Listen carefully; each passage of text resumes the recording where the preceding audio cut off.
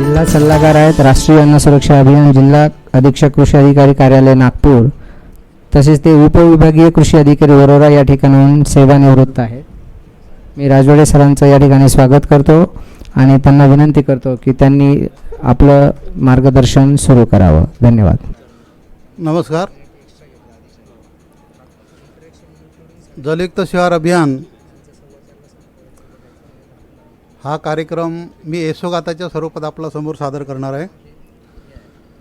मी जवळपास 13 ते 19पर्यंत वरोरा येथे उपविभागीय कृषी अधिकारी म्हणून काम केलं आहे आणि त्याच काळामध्ये ह्या योजनांची अंमलबजावणी जवळपास 150 गावामध्ये केलं आहे. 3 तालुक्यामध्ये वरोरा, भद्रावती आणि चिमूर ह्या 3 तालुक्यामध्ये. तर जलयुक्त शिवारचा मुख्य उद्देश ही पिकाला ओलावा उपलब्ध करून देणे आणि जनावरांसाठी किंवा जे काही त्या गावात त्या परिसरात राहणारे मनुष्यबळ आहे त्यांना पिण्याचं पाणी उपलब्ध करून देणे हा त्याचा मुख्य उद्देश होता. पाण्याची उपलब्धता करणे हा मुख्य उद्देश समोर ठेवून हा कार्यक्रम राबवण्यात आला आहे. त्याचा मेन उद्देश एक गाव हा विकासाचा घटक त्यामध्ये गृहीत धरण्यात आला. तर गावामध्ये जेवढे काही शेती आहे एका गावामध्ये आणि तो पाणलोट बेस कार्यक्रम राबवण्यात आला.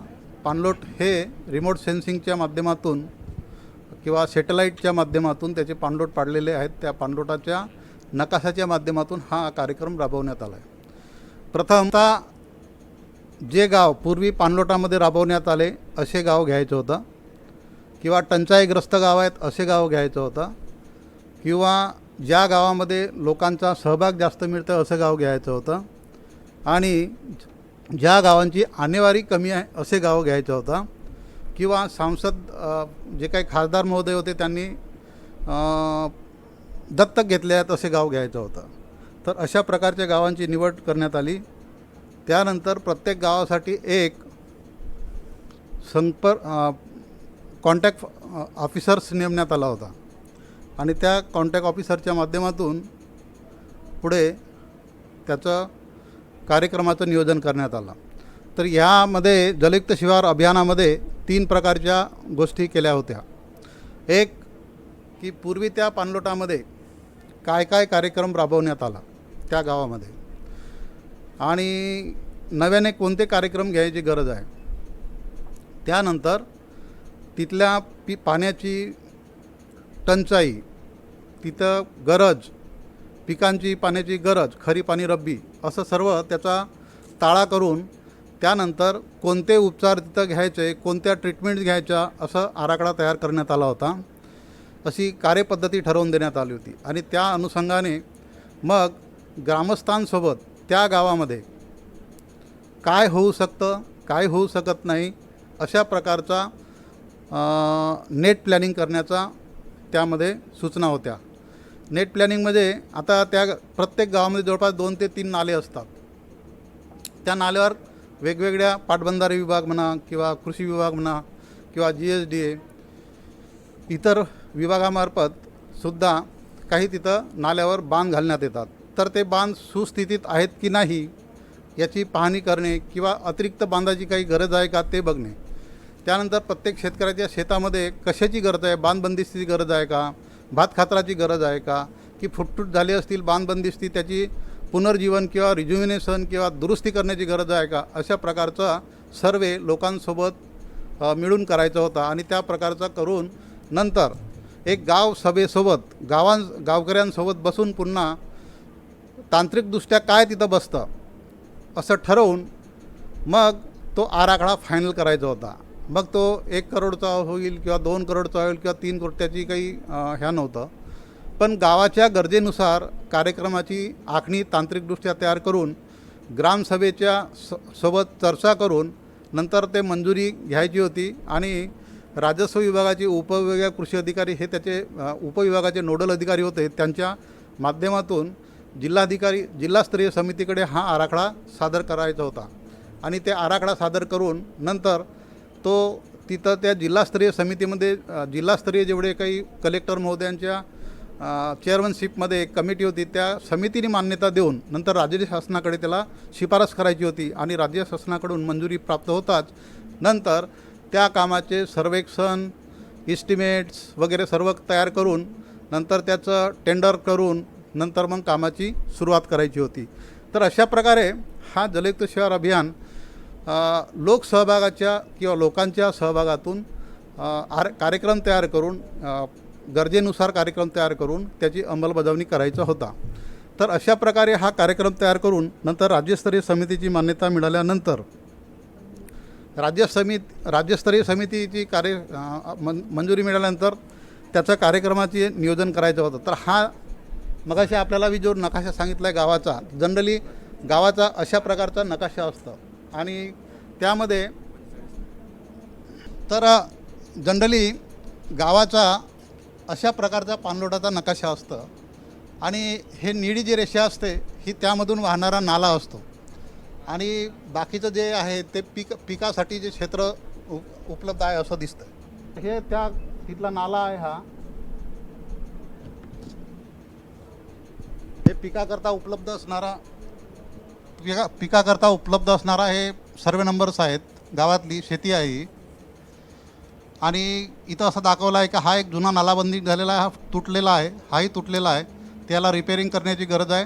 ग्रामस्थही ठरवतात आणि ते तांत्रिक अधिकारी पण ठरवतात आणि अशा प्रकारे मग ह्या सर्वे नंबरमध्ये कशाची गरज आहे, ह्या सर्वे नंबरमध्ये कशाची गरज आहे, ह्या अशा सर्वे नंबरनी आहे याचा प्लॅनिंग केलं जातं. याला नेट प्लॅनिंग म्हणतात.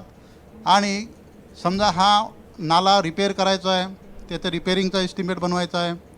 याच्यात काही खोलीकरणाची गरज आहे का, इथं काँग्रेस गवत वाढला आणि ते पूर्ण नाला सिल्टिंग झालेला आहे, तर याचं खोलीकरण करायची गरज आहे.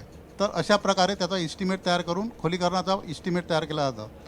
तर अशा प्रकारचं हे त्या गावाचा हा जो रिमोट सेन्सिंगच्या माध्यमातून जो आपल्याकडे त्या गावाचा चित्र दाखवणारा ड्रेनेज लाईन मॅप म्हणतात किंवा ट्रीटमेंट मॅप म्हणतात त्याला किंवा उपचार नकाशा म्हणतात मराठीमध्ये.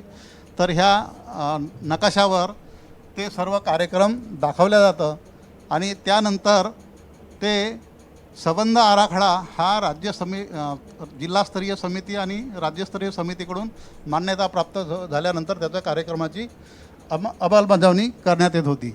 तर अत्यंत तांत्रिकदृष्ट्या त्याचं नियोजन करावं लागत होतं. तर मग हे सांगितलं आहे मी की पूर्वी त्या गावामध्ये काय काय कार्यक्रम झालेले आहेत त्याचासुद्धा एक लेखाजोखा तयार करावा लागत होता आणि नंतर त्या गावाच्या गरजेनुसार किंवा त्या परिस्थितीनुसार तिथल्या पाणलोटाच्या तिथं अजून तांत्रिकदृष्ट्या काय काय करता येईल त्याचं प्लॅनिंग करावं लागत होतं, एक्स्ट्रा काय करावं लागेल असं. आणि त्यानुसार मग तिथं काम पूर्ण झाल्यानंतर पुढं त्यांचं अंमलबजावणी करण्यात येत होती. तिथले स्ट्रक्चर असतील त्याचे रिपेअरिंगची सुद्धा प्रोव्हिजन ह्या कार्यक्रमामध्ये होती.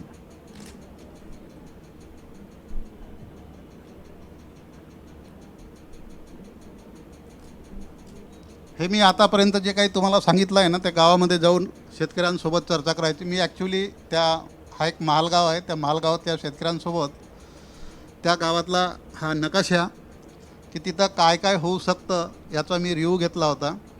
आणि शेतकरी तर खूप डिमांड करतात, आपल्याला इथं पाहिजे नाला आहे, तिथं पाहिजे, प्रत्येकजण आपल्या शेताजवळच पाहिजे असं अपेक्षा करतात. परंतु तांत्रिकदृष्ट्या काय होऊ शकतं असं समजावून दिल्यानंतर कोणताही वाद न होता शेतकरी मान्य करतात आणि पुढं त्यांना मान्यता देतात. हे ग्रामपंचायतमधली जे आपण गावसभा किंवा ग्रामसभा जे म्हणतो आहे त्यामधला हा आपण जो कार्यक्रम तयार केला शेतकऱ्यांसोबत फिरून आणि नंतर कुठं काय होऊ शकते याचा हा चर्चा करताना हा मीच आहे. हा शेगाव गावामधला हे ग्रामपंचायतीमधला सायंकाळचा चित्र आहे. जवळपास 150 ते 200 लोक त्यावेळेस हजर होते त्या गावातले आणि काही ठराविक लोकांसोबत मग हा तिथले प्रमुख गटांचे प्रमुख शेतकऱ्यांचे गट असतात त्याचे प्रमुखांसोबत ही चर्चा चालू आहे की तिथं काय होईल असं.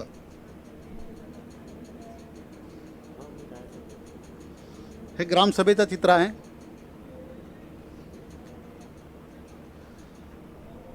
ते जलयुक्त शिवार अभियानामध्ये विशेषतः शेतकऱ्यांचं शेततळ्याकडे जास्त डिमांड होती, भात खाचराकडे जास्त डिमांड होती, सोयाबीन आणि कापसाच्या शेत्यात त्याला ग्रेडेड बंडिंग बांध तयार करून देण्यामागची मोठी मागणी होती आणि नाले असतात त्या नाल्यावर खोलीकरण करणे किंवा जुने बांध असतील त्याची दुरुस्ती करणे हे ह्या ॲक्टिव्हिटीची खूप डिमांड होती. तर त्याप्रमाणे त्या महालगाव शेगाव ह्या पाणलोटामध्ये जवळपास 1 जानेवारी ते जूनपर्यंत 140 शेततळ्याचं नियोजन 170 शेततळ्याचं नियोजन केलं होतं. त्यापैकी 139 शेततळे ह्या 6 महिन्याच्या कालावधीमध्ये तिथं शेतकऱ्यांच्या सहभागातून तयार करण्यात आलं आणि जवळपास 1200 हेक्टरचा तो पाणलोट होता. तर 1200 हेक्टरपैकी जवळपास 940 हेक्टरवर ग्रेडेड बंडिंग आणि काही भातखाचरं तयार करून देण्यात आलं होतं आणि 5 किलोमीटरचा नाला होता. त्याचं पूर्ण खोलीकरण करून जे आता 6 नाले त्यामध्ये बसत होते त्यापैकी 3 ऑलरेडी झाले होते. त्याचं रिपेअरिंग करण्यात आलं आणि 3 नाले नवीन बांधून देण्यात आलं आणि त्याचं खोलीकरण करण्यात आलं. हे गाव असं होतं की ह्या गावामध्ये पाणी नाही आणि खरीपाला कसं तरी पीक निघायचं वरच्या पाण्याने आणि रब्बीमध्ये 20-25 एकरावर ज्यांच्याकडे थोडंफार पाणी आहे नाल्याच्या काठावरची त्यांच्याकडे शेती व्हायची. आत्ता जवळपास 600 एकरावर रब्बी होतं आहे हा कार्यक्रम राबवल्यानंतर आणि जो खरीपाचं पूर्ण पीक 100% येतं. 3 ते 4 पटीनं त्या गावाचं उत्पादन वाढलेलं आहे आणि त्या गावात जवळपास 100 ते तिळाचं क्षेत्र वाढलं, मुगाचं क्षेत्र वाढलं, उन्हाळी रब्बी, नंतर तुमचं सोयाबीन रब्बी वाढलं, कांदा वाढला, हरभरा वाढला, गहू वाढला. हे पिकं पूर्वी घेण्यात येत नव्हतं. तर जलयुक्त शिवार अभियान आणि पाणलोटाची ॲक्टिव्हिटी राबवल्यामुळे त्या गावाचा कायापालटच झाला आहे आणि आता त्या गावामध्ये जवळपास 400 शेतकऱ्यांचे गट तयार झाले, 20-20 शेतकऱ्यांचे आणि त्यापैकी एक शेतकरी उत्पादक कंपनी त्यांनी रजिस्टर्ड केली आणि शेतकरी उत्पादक कंपनीच्या माध्यमातून आता त्या गावामध्ये हा पाणलोट विकासाचा कार्यक्रम झाला. तर पाणी उपलब्ध झाला पण शेतीमध्ये बदल केल्याशिवाय उपलब्ध पाण्याचा कार्यक्षम उपयोग केल्याशिवाय शेतकऱ्याचं उत्पन्न वाढू शकत नाही. हे त्यांना कृषी विभागामार्फत समजावून देण्यात आला. मग शेती पद्धतीमध्ये थोडाफार आमूलाग्र बदल करणं हे गरजेचं आहे, पारंपरिक शेती सोडून. मग आता शेतकरी साध्या पद्धतीनंच कापूस लावायचा, त्याला आपण सरीवरंब्यावर लावला. शेतकरी साध्या पद्धतीने तूर लावायचा, त्याला रुंद सरीवरंब्यावर तुरी लावायला लावल्या.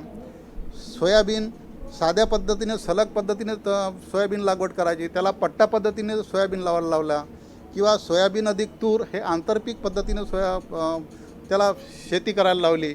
त्यामुळे त्यांच्या उत्पादनामध्ये स्थिरता आली आणि उत्पादकता त्या शेतकऱ्यांची वाढली, उत्पन्न वाढला, निव्वळ नफासुद्धा वाढला.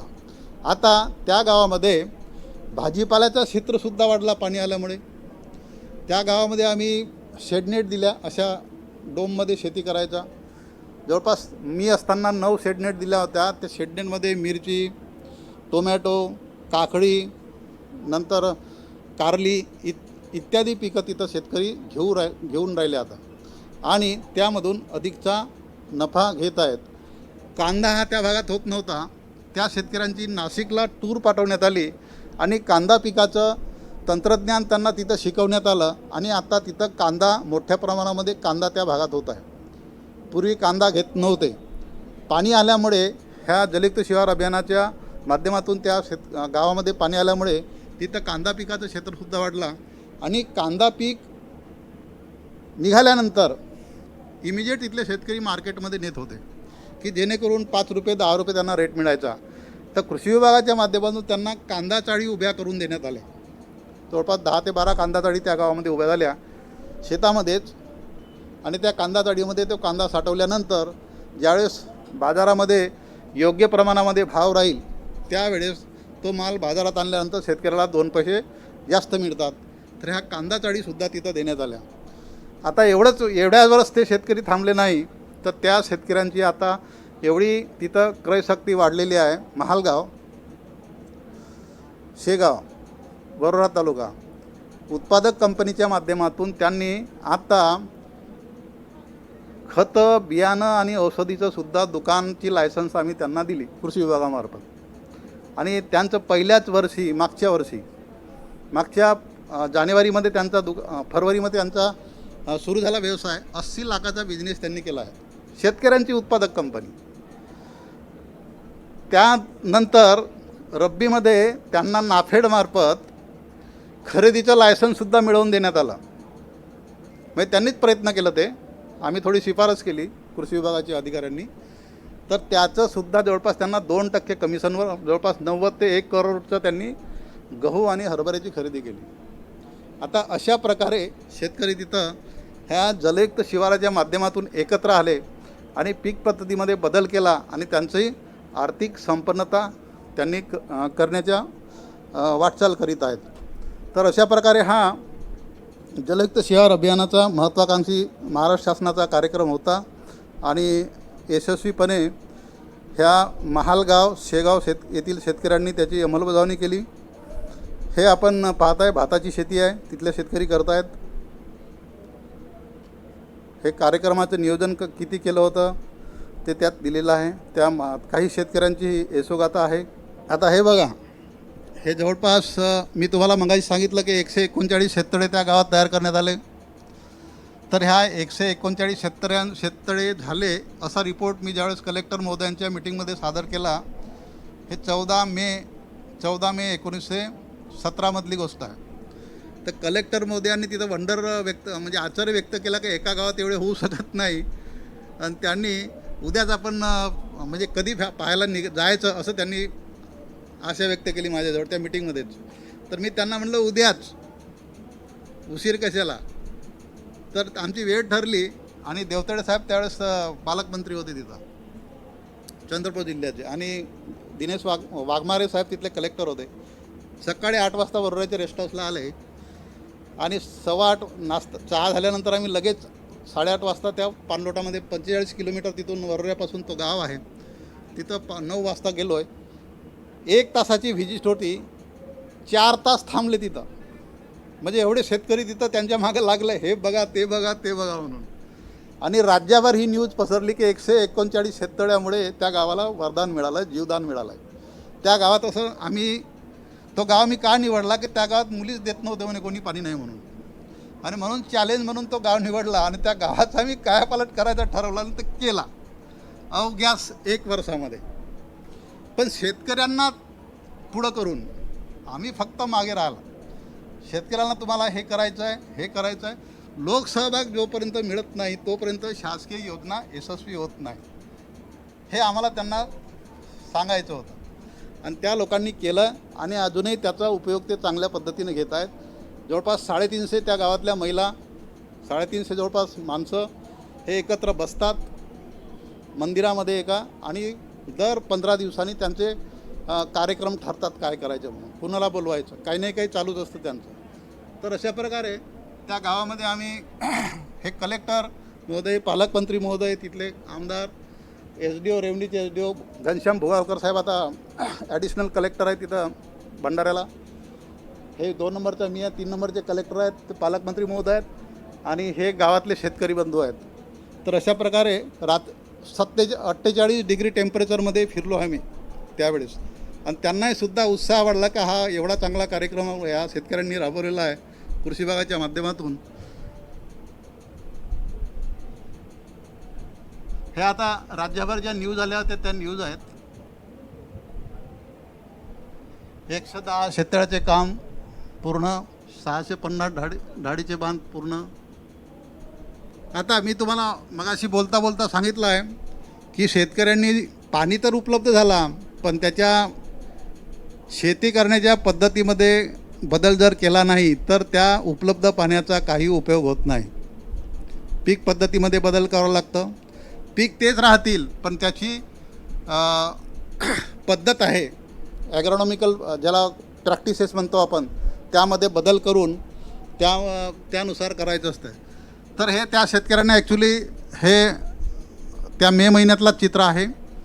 की ॲक्च्युली रिजेशन फरो कसं सरीवर आंबे कसे तयार करायचे, पट्टा पद्धतीने पेरणी कशी करायची, नंतर खतं आणि बियाणे एकत्र कसं पेरणी करायची, सीड ट्रीटमेंट कशी करायची, आंतरपीक पद्धती कशा घ्यायच्या, आंतरपीक सोयाबीनसोबत कोणकोणते आंतरपीक घेता येतील, नंतर कीड रोग येऊ नये म्हणून सापळा पिकांची कशी लागवड करायची, कोणत्या पिकांची त्या पिकामध्ये लागवड करायची, अशा प्रकारचं त्यांना ऑन फार्म ट्रेनिंग त्या शेतकऱ्यांना देण्यात आलं. त्याचे हे लाईव्ह डेमॉन्स्ट्रेशन चे फोटोग्राफ्स आहेत. हे तुम्हाला बांध बंदिस्ती म्हटलं आहे मी. जवळपास 1200 एकरापैकी 940 एकरावर आपण अशा प्रकारच्या बांध बंदिस्त्या करून दिल्या आहे की पाणी शेतातलं पाणी शेतात, शेतातली माती शेतातली, शेतातलं जीवजंतू जे सेंद्रिय शेती सांगितलं ना आता, ते सर्व शेतामधलंच शेतातल्या शेतामध्ये चढवायचं, तर त्याचं उत्पादकता वाढते शेतीची. हे कलेक्टर महोदय आहेत आणि पालकमंत्री आहेत, ते शेतकरी आहेत आणि तेवढ्या उन्हामध्ये सुद्धा हे पाहणी करतायत. तर अशा प्रकारे शेतकऱ्यांचा सहभाग किती महत्त्वाचा असतो आपल्याला यामधून दिसून येतं.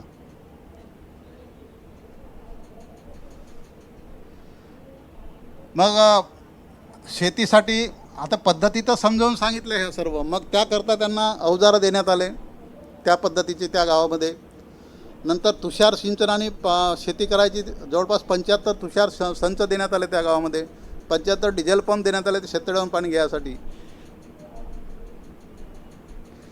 हा शेततळं म्हणजे मॉडेल शेततळं आहे बघा. त्याला हा इनलेट आणि तो आउटलेट याला पिचिंग केलेली आहे. ज्यावेळेस पाणी शेतामधून बाहेरच्या शेतातून पाणी त्या शेततळ्यामध्ये जातं, तो शेततळ्यात नाला होऊ नये, जास्त खोल होऊ नये, तर किंवा खरडून जाऊ नये ती जमीन म्हणून त्याला ते पिचिंग करण्यात आलं आणि आउटलेट पाणी बाहेर निघायसाठी. तर अशा प्रकारे टेक्निकली शेततळे त्या गावामध्ये शेतकऱ्यांच्या सहभागातून करण्यात आलं. आणि हा पिचिंगचं काम आम्ही शेतकऱ्याकडे ठेवला होता, जेणेकरून स्वतःचा शेततळं चांगला त्यांनी स्वतः तयार केल्यानंतर शासनानं करून दिलं, पण त्याची जोपासना करायचं काम कोणाचं आहे? शेतकऱ्याचं आहे. मग शेतकऱ्यांनी स्वतःचं शेततळं चांगलं व्हावं म्हणून पिचिंगचं काम त्यांनी करावं. हे अवजार वाटप कलेक्टर महोदय आणि पालकमंत्री महोदयांच्या हस्ते करण्यात आलं. आता हे पिकं पहिल्या वर्षीचे शेती जे शेततळं केल्यानंतर किंवा ते ग्रेडेड बंडिंग किंवा नाला खोलीकरण केल्यानंतर हे हे हे पीक त्या वेळेस आलेलं पीक आहे. हा कापूस आहे. कापसामध्ये तूर आंतरपीक घेण्यात आलेला आहे. आणि इकडे हे सुद्धा सोयाबीन आहे. सोयाबीनमध्ये तूर घेण्यात आलेली आहे.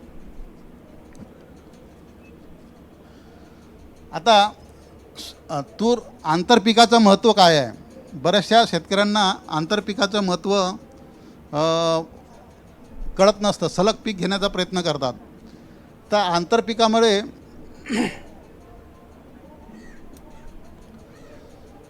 हे तूर आहे, हे सोयाबीन निघाली, ठीक आहे.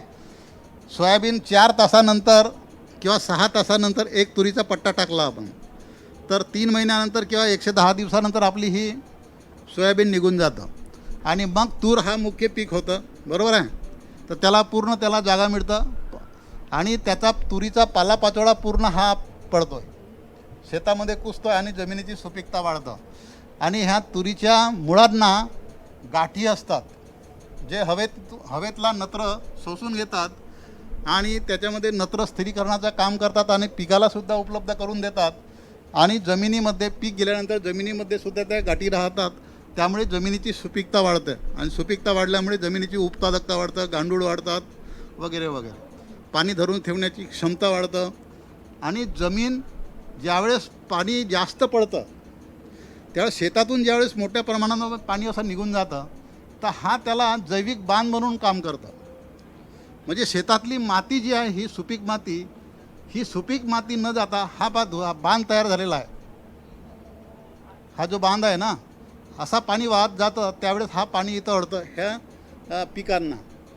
आणि ह्या तुरीच्या मुळं जवळपास 1.5 ते 2 फूट खोल असल्यामुळे तेवढी जमीन सचिद्र होते आणि पाणी मुरण्याची प्रक्रिया वाढतं.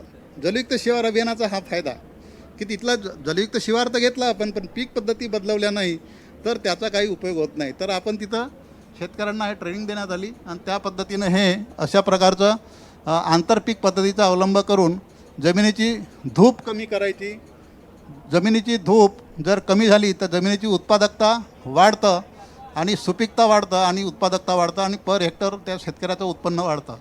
तर अशा प्रकारचं हे जलयुक्त शिवार अभियानामध्ये पीक पद्धतीचा अवलंब ह्या गावात हे मी आहे त्या 2017मधला फोटो आहे हा. आणि हे शेतकरी आहेत. शेतकऱ्यांना उभ्या पिकामधले हे फायदे समजावून सांगतानाचे फोटो आहेत हे. तर अशा प्रकारचं हे पीक पद्धती त्या गावामध्ये अवलंब करण्यात आलेला आहे. आता हा चित्र आहे जवळपास नोव्हेंबर महिन्यातला 17मधलाच की तिथला पहा हा पाणी बघा. जलयुक्त शिवार अभियानामध्ये जे काय आपण पूर्ण 1200 एकरावर बांध बंदिस्ती केली, नाल्याचा खोलीकरण केला, बंधारे रिपेअर होते ते रिपेअर, फुटले होते रिपेअर केले, काही नवीन केले आणि शेततळे केले. म्हणजे संकल्पना कशी आहे, शिवारातलं पाणी शिवारात अडवायचं, शेतातलं पाणी शेतात अडवायचं, बरोबर आहे. मग पाणी अडला म्हणजे काय अडेल, मातीसुद्धा अडतं. माती अडल्यामुळे जमिनीची सुपीकता कायम राहतं आणि पिकांसाठी जो 1 फूट उंचीचा जो जमिनीचा थर आहे तोच महत्त्वाचा आहे.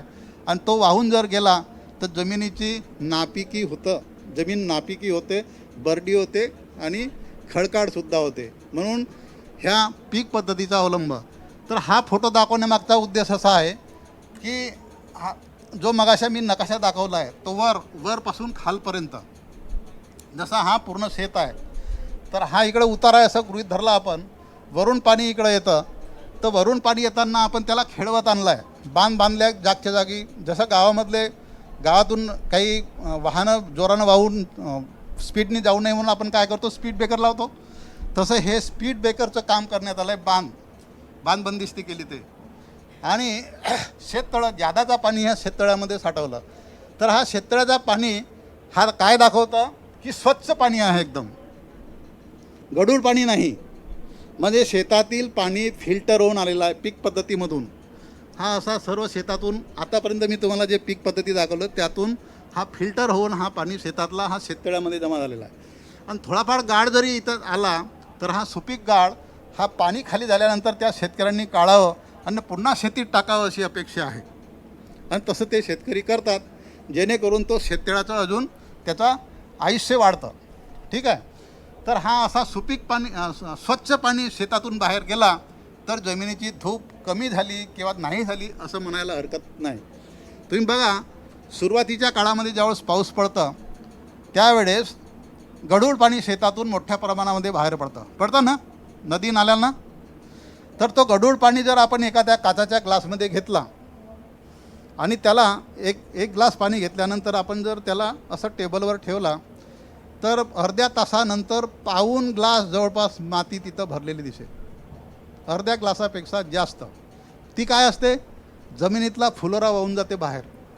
तर तो थांबवायचा काम हा जलयुक्त शिवार ह्या कार्यक्रमातून झालेला आहे, पिकाच्या पद्धतीमधून झालेला आहे. आणि याच्यामध्ये मात्र शेतकऱ्यांचा सहभाग 100%पेक्षा जास्त मिळाला तरच ते यशस्वी झालेलं आहे. तर अशा प्रकारे त्या पाणलोटाच्या उपचाराचा उद्देशच ते आहे की स्वच्छ पाणी शेताच्या बाहेर जायला पाहिजे. म्हणजे गढूळ पाणी शक्यतोवर जाता कामा नये. म्हणजे असं म्हणतात 2.5 एकरामध्ये आपल्या भागात म्हणजे नागपूर, भंडारा, गडचिरोली, चंद्रपूर ह्या भागामध्ये 1100 मिलीमीटर पाऊस पडतं. बरोबर आहे. 1100 मिलीमीटर म्हणजे काय झाला, 1 चौरस मीटरमध्ये 11 मीटर उंच पाऊस. 1 चौरस मीटरमध्ये 11 मीटर उंच पाऊस. मग 1 हेक्टरमध्ये 11 मीटर एवढ्या उंचीचा पाऊस पडतो आहे तरी पण आपल्या इथं रब्बीचा क्षेत्र कमी आहे. म्हणजे पाणी अडवणे जिरवणे ही काळाची गरज आहे. आणि त्यासाठी आत्तापर्यंत आपण जी चर्चा केली ह्या सर्व उपाययोजना शेतकऱ्यांनी शेतामध्ये करणं गरजेचं आहे. नंतर आपण चर्चा करू थोडं.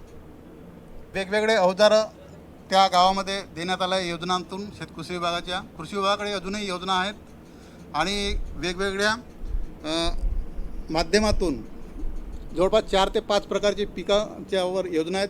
आता मी राष्ट्रीय अन्न सुरक्षा अभियानामध्ये डिस्ट्रिक्ट कन्सल्टंट म्हणून काम करतो नागपूर जिल्ह्यामध्ये. प्रत्येक पिकामध्ये योजना आहेत. पेरणी यंत्र आहेत, मळणी यंत्र आहेत, रिजर आहेत, फरो आहेत, ट्रॅक्टर ड्रोन इम्प्लिमेंट आहेत, ट्रॅक्टर आहेत, ट्रॉली आहे. सर्व शेतकऱ्याच्या शेती कसण्यासाठी जे अवजारं पाहिजे ते सर्व अवजारं आहेत. तर हे अवजारं त्या जलयुक्त शहर अभियानाच्या गावामध्ये त्या काळामध्ये आम्ही इम्प्लिमेंट केलेले आहेत. त्याचे हे अवजारं वाटप करतानाचे फोटोग्राफ्स आहेत. हे आता प्रत्येक एकेका छोट्या छोट्या पांडुळांच्या यशोगाथा तयार केल्या होत्या मी त्यावेळेसच्या आहेत. हे त्या तिथल्या शेततळ्याची यशोगाथा आहे. हे प्रत्येक शेतकऱ्याच्या शेतामध्ये आपण एक एक शेततळं करून दिलं त्याचं आहे. हे असे जलयुक्त शिवार अभियानामध्ये ते ग्रेडेड बंडिंग करून दिलं तर त्याचा फोटोग्राफ्स आहे. तर मगाही सांगितल्याप्रमाणे जवळपास हे PKVचे व्हाईस चान्सलर डॉक्टर भतकल साहेब हा प्रेझेंटेशन मी यवतमाळच्या एका मीटिंगमध्ये प्रेझेंट केला होता. तर त्यांना असं वाटलं की हे काहीतरी वेगळंच सांगतायत. तर त्यांनी मला न सांगता अचानक 8 दिवसानंतर त्या गावात आले आणि मला फोन केला त्यांनी की तुम्ही जो प्रेझेंटेशन दिला होता यवतमाळच्या मीटिंगमध्ये तर त्या गावाला मला व्हिजिट द्यायची आहे. तर तो होता रविवारचा दिवस आणि मी होतो नागपुरात. त्यांना म्हटलं मी तर नागपुरात आहे, माझं तिथले लोकल जे काय शेतकरी आहेत ते शेतकरी तुम्हाला दाखवतील, मी त्याची व्यवस्था करतो. तर मला चालेल म्हणाले आणि ते त्या गावामध्ये सडनली गेले आणि तिथल्या पीक पद्धती पाहून ते पण वंडरफुल झाले की अत्यंत चांगला कार्यक्रम तुम्ही इम्प्लिमेंट केला आहे या गावामध्ये. आणि तुम्ही जे प्रेझेंटेशन तिथं दिलं असेल मला असं वाटलं म्हणे की तुम्ही काहीतरी जास्तीचं सांगताय. तर त्याने ॲक्च्युली शेतकऱ्याच्या शेतावर बघितलं हे आणि त्यांनी मला फोन करून सांगितलं की तुम्ही छान काम केलं आहे हे म्हणून. तर हे भतकल साहेब आहेत. हे 17मधला चित्र आहे फरवरी महिन्यातला.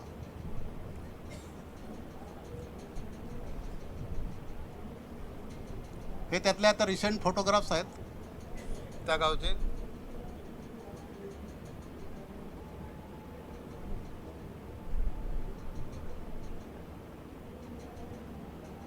हे पाणी शेततळ्यातला घेत आहेत त्यावेळेसचे फोटोग्राफ्स आहेत. आता त्यानंतर आता त्या गावाची प्रसिद्धी अशी झाली की त्यामुळे शेतकऱ्यांच्या व्हिजिट्स वाढल्या, त्या बाहेरचे शेतकरी यायला लागले, त्याचे हे फोटोग्राफ्स आहेत. एक विदर्भातले सर्व जिल्हा माहिती अधिकारी पत्रकारांचे एक जिल्ह्यामध्ये एक ऑफिसर असतात, जिल्हा माहिती अधिकारी त्यांची पद असतं ते. त्या विदर्भातल्या सर्व जिल्हा माहिती अधिकाऱ्यांनी तिथलं ह्या गावांना व्हिजिट केली होती, त्याचे फोटोग्राफ्स आहेत. हे प्रेसचे सर्व लोक. मोहन राठोड म्हणून त्यावेळेस ते डायरेक्टर होते. हे तुषार सिंचन पद्धतीचा त्या गावामध्ये 75% अनुदानावर हे पाईप देण्यात आले त्याचं फोटोग्राफ्स आहेत. आता हे कार्यक्रम राबवल्यानंतर त्या गावांना जवळपास एका जिल्ह्याला 6 पुरस्कार होते, त्यापैकी 5 पुरस्कार त्या एकेका तालुक्यांमध्ये मिळाले.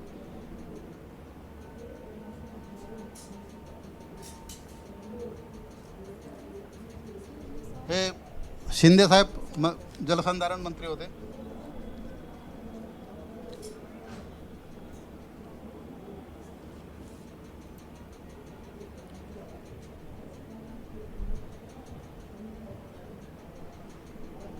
तर मी हे यशोगाथाच्या स्वरूपामध्ये जलयुक्त शिवार किंवा पाणलोट क्षेत्र व्यवस्थापन कार्यक्रमामध्ये शेतकऱ्यांचा काय उपयोग होऊ, शेतकऱ्यांना काय त्याचा फायदा होऊ शकतं, हे एका गावाच्या यशोगाथेवरून आपल्याला सादरीकरण केलेलं आहे. ह्याबाबत काही आपल्याला विचारायचं असेल, माझा टाईम संपत आलेला आहे, तर आपण विचारू शकता. 5 मिनटं आपण चर्चा करता येईल. डॉक्टर पंचभाई साहेब आले आहेत इथं, केडी सांगणार आहे. केळ लागवड शास्त्रावर ते बोलणार आहेत. हां, चला, कोणाला विचाराय काही जलयुक्त शिवार अभियान किंवा पाणलोट क्षेत्र व्यवस्थापन किंवा कृषी विभागाच्या कोणत्याही योजनेबाबत आपल्याला कोणाला विचारायचं असेल तर आपण याबाबत चर्चा करता येईल. सर मी Bawankar. Hello hello hello sir, त्याचं लक्षच नाही. हां बोला. हां सर, मी कळमेश्वरला राहतो बरं. आणि उबाळ पेठ आहे की नाही, पेठ उबाळ मोपा रोडवर, हां हां. तिथे आमचं एक शेत आहे 3 एकर. तर त्याच्या बाजूला एक बंधारा आहे. तर तो 4 वर्षापासून सर तिथे पाट्याच नाही, त्याच्यामध्ये पाणीच काही थांबत नाही. तर त्या अशा बंधाराचा काय उपयोग? तर त्याला काय करावं लागेल आपल्याला? तो मला वाटते सिंचन विभागाचा आहे हां सर. किंवा जिल्हा परिषदचा असेल. हे सिंचनचं असेल बहुतेक. हां, तर आपण थोडा केटीवेअर आहे तो. अच्छा. तर आपण त्या जनरली त्या केटीवेअरच्या पाणलोट त्या केटीवेअर व्यवस्थापनाच्या समित्या असतात आणि त्या समित्यांकडे मला वाटते त्या पाट्या हँडओव्हर केलेल्या असतात. ते बघून घ्या, कारण त्या केटीवेअरमधल्या पाट्या चोरीचं प्रमाण खूप वाढला होता. आता त्या चोरी गेल्या असतील. नाही सर, टाकल्याच नाही सर आता पाहता. किंवा हां सर. त्या डेप्टी इंजिनियर किंवा तिथले लोकल स्थानिक काय म्हणतील त्याला शाखा अभियंता असतील, त्यांना सर. विचारा आणि तुमचा ते प्रश्न सोडवून घ्या. नाही सर, म्हणजे अजून पाट्याच नाही पाहिल्या आम्ही. ते 4 वर्ष तर झाले कमीत कमी. त्याच्या आधी पण होते, पण तेव्हा पण पाट्या नव्हत्या त्याच्यात. तर ते खोलीकरण झालं, परत त्यांनी दुरुस्त केलं. त्याची उत्तर मला इथं काय देता येणार नाही. तर तुम्हाला नाही, त्यांना भेटावं म्हणजे लागेल. समोर काय करावं लागेल सर, मी ते विचारतो. त्यांना कोणाला भेटा ना. भेटावं लागेल सर? तिथले कार्यकारी अभियंता किंवा उप अभियंता यांना भेटा अच्छा, आणि ठीक आहे. तर तुमचा प्रश्न सोडवतील. ठीक आहे, थँक्यू सर. नमस्कार सर. नमस्कार. मी बनसोड, नांदगाव खंडेश्वर, अमरावती. मी 12 एकरची बाग लावली आहे, सीताफळ आणि संत्र्याची. माझा जो एरिया आहे तो ड्राय एरियामध्ये येते नांदगाव खंडेश्वरमध्ये. आणि मला शेतामध्ये शेततळ हवं होतं, त्याच्यासाठी काय करावं लागेल 1 एकरपर्यंत? सीताफळाची शेती लावून झाली. हो, शेती लावून झाली आहे. विहिरीला पाणी आहे, पण थोडंसं आहे. कधी जर अकाल पडला तर प्रॉब्लेम होईल भविष्यामध्ये. आता काय करायचं? आता मला शेतामध्ये शेततळ म्हणजे पाहिजे 1 एकरपर्यंत, तर होईल का? MIDH ही योजना आहे, महाराष्ट्र फलोद्यान विकास कार्यक्रम. हां. तर तुम्ही तुमच्या नजीकच्या तालुका कृषी अधिकारी कार्यालयामध्ये भेट द्या. बरं जवळपास 4.5 लाखाचा तो शेततळा आहे. बरं त्यामध्ये तुम्हाला 44 बाय 44 मीटरचा बरं आणि 11 मीटर त्याचा बेस, बरं 44 बाय 44 आणि 11 मीटर त्याचा बेस, असं ते खोदकाम. हां त्याला 2 लाख रुपये असतात आणि 2 लाख रुपये प्लास्टिक मल्चिंगला असतात. हां तर ती योजना तुम्हाला घेता येईल. मात्र तिथं सिंचनाची सुविधा पाहिजे, पाणी टाकावं लागते, पाणी काढावंही लागतं. हो तर आपण त्या तुमच्या तालुका कृषी अधिकारी कार्यालयाला भेट द्या बरं आणि त्यांच्याकडे जे लक्षांक आहेत का चेक करून घ्या आणि ती योजना आहे. ठीक आहे सर, धन्यवाद सर. वैयक्तिक त्याला म्हणतात वैयक्तिक शेततळ्याची योजना आहे ती. ओके छान आहे ती. ओके. धन्यवाद सर. तुम्ही जलयुक्त शिवार स्मृतिचिन्ह देऊन तुम्हाला तुमचा सन्मान करतो.